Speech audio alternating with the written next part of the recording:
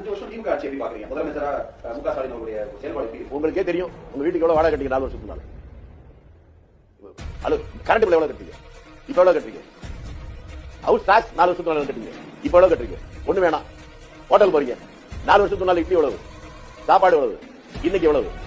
வெளியே போகிற போது உங்களுடைய செலவுகள் கூடியிருக்கு, உங்களுடைய வருமானம் கூடியிருக்கா?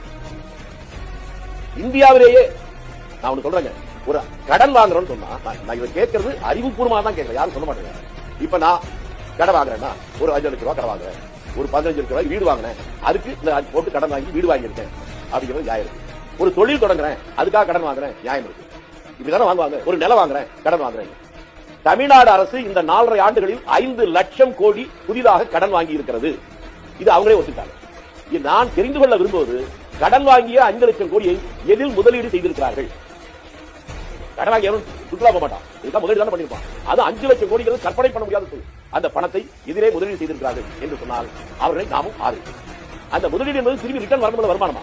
அது ஏதாவது வருதா? அப்படி வரலன்னா ஏற்கனவே பொருளாதாரத்தில் சிக்கி சீரழிந்து கொண்டிருக்கிற தமிழ்நாடு இந்த 5 லட்சம் கோடிக்கு வட்டி எவ்வளவு யோசிச்சு பாருங்க. அதுவும் புதிதாக கட்ட வேண்டி வரும். வட்டிக்கு வட்டி போட்டா என்ன ஆகும்?